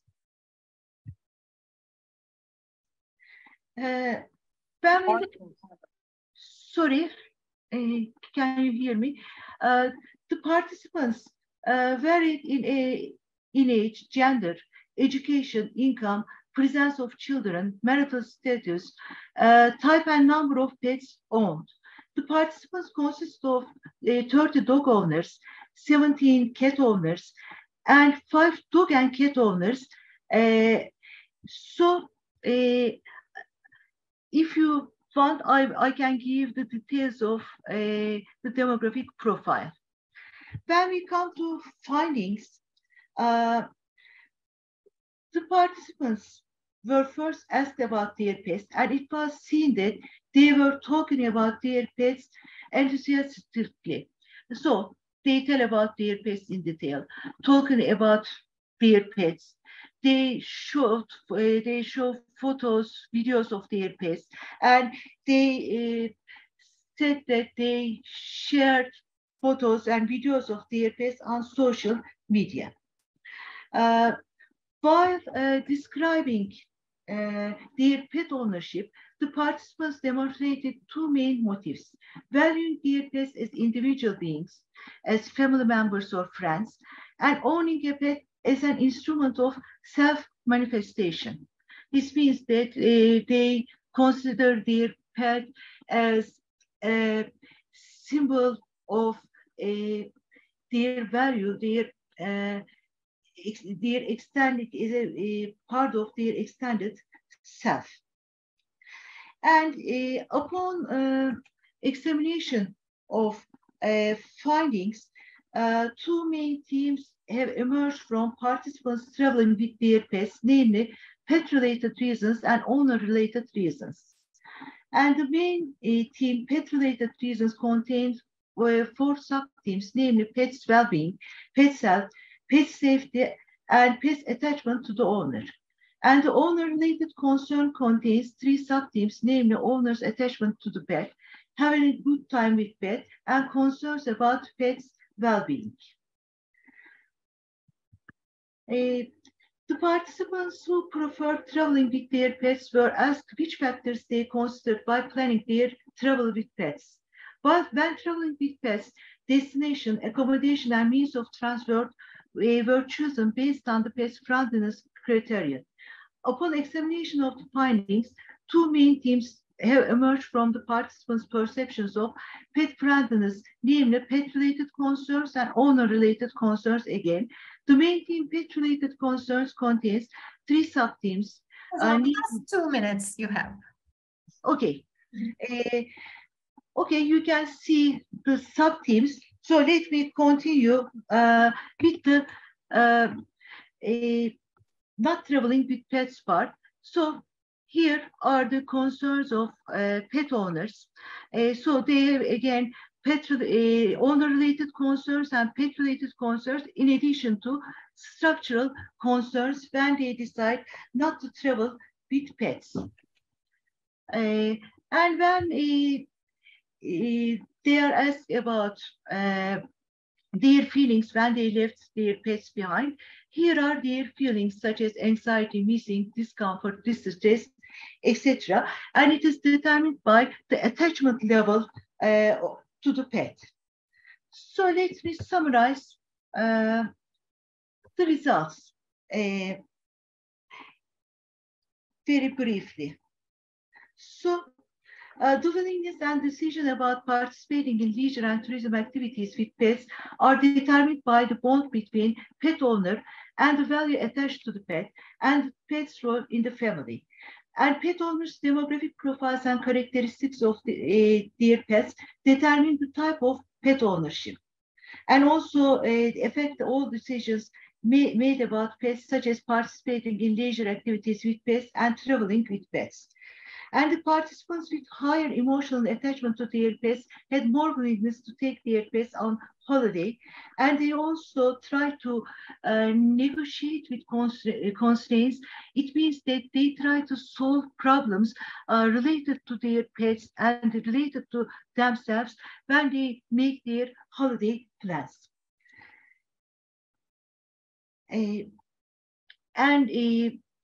Pet owners, whether or not they take their pets on leisure trips, have to make some arrangement for their pets. And here you can see the limitations of the research. Since it is a qualitative research, it is really difficult to make generalizations. And the data was collected before COVID-19 pandemic, so that new research should be done in order to gather information and in order to understand perceptions of pet owners after the pandemic. And also ethnographic interviewing or a quantitative study could be used for a better understanding of pet owners in Turkey. And also understanding the expectations of this increasing travel segment will provide some opportunities for tourism marketing professionals to satisfy these market segments' needs and expectations. Thank you for listening. If you have questions, I can answer. Thank you, Hocam. It was very interesting topic as a last presentation. You are a pet owner? Yes, and I am also mother of many stray cats. Oh, I guess you are a looking cat owner. Exactly. Okay, is there any result you are surprised at the end of the analysis? In fact, the most surprising result is 2 of the pet owners said that they took their pets when they are traveling abroad. So they face the difficulties of a plane trip with their pets, but they said that they didn't want to separate with their pets. It is one of the interesting reasons, since I take my cat to my holidays with me.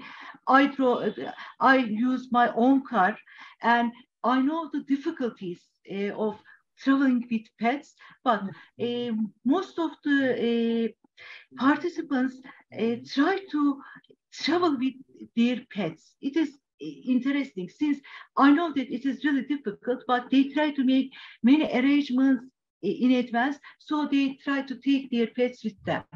Okay. Thank you. Is there any question for this super interesting topic, dear guests? No question.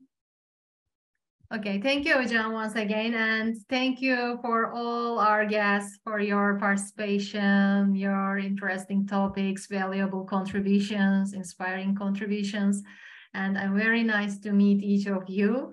And maybe next time we come together with different research, different studies in different platforms. Thank you so much, and have a nice continue in the next sessions. Hope to see you again. Next time, maybe in person. See you. Take care. Thank you. Bye-bye. Bye-bye.